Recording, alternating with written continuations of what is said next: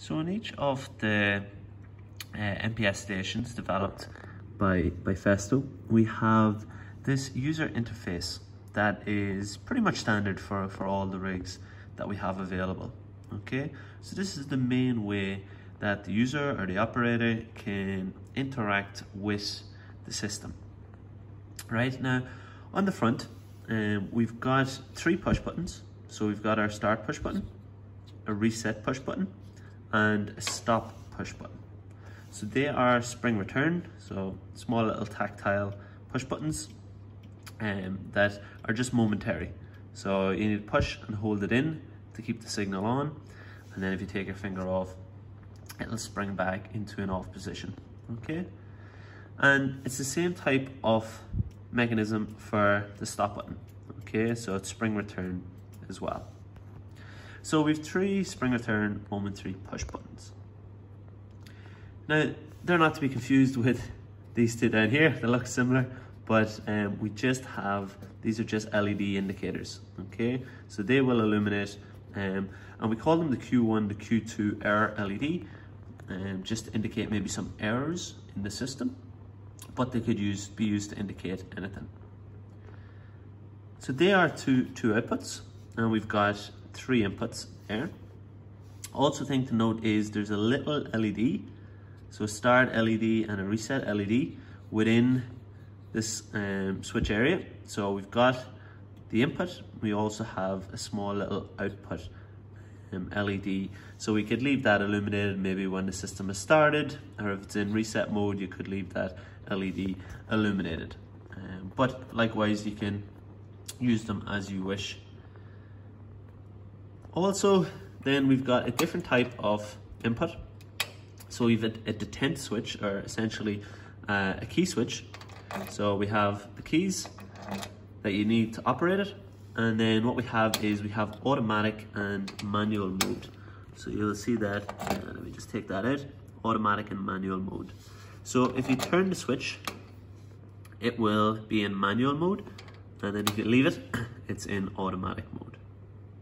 So again, that can be useful to what type of an interface you want to set up for your system. So these buttons could do one thing in automatic mode, and then if you change it into manual mode, they could do maybe some other type of setup.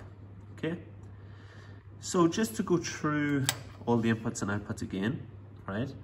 We have 4 inputs, 1, 2, 3, 4, and we have 4 outputs, so 2 LEDs and 2 LEDs there as well. Okay, so they are the standard inputs and outputs we have available. A couple of other notes on those. Okay, they're all digital inputs and outputs. These 2 here and the key switch are wired normally opened.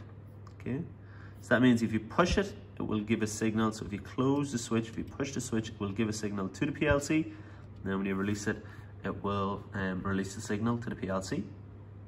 Likewise, in manual mode, that gives the signal to the PLC. In automatic mode, there's no signal to the PLC. And then the stop button, very importantly, is wired normally closed. So these normally opened, stop button is normally closed. So therefore there is a signal going to the PLC at the moment, and if I push it, that breaks the signal. So there's no signal now at the PLC, and if I take that off, there is a signal again. So this one works in the opposite way to these inputs, which would be standard for a stop button.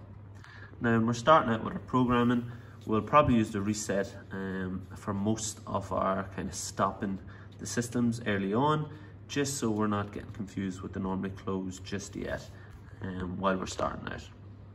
Okay, so they're the common buttons that you'll be interacting with, some LEDs to give some indication towards the user. But a very important thing to note, these are normally open, stop button is normally closed, and then the other thing to note is when this input is on, it's in manual, when it's off, it's in automatic. Now just as we see around the control panel here, and on the other side, we have the ability to add in some additional inputs and outputs if required. So if we wanted to, we could connect in some additional inputs. You'll see they're listed here, I4, I5, I6 and I7, and then you can have Q4, Q5, Q6 and Q7.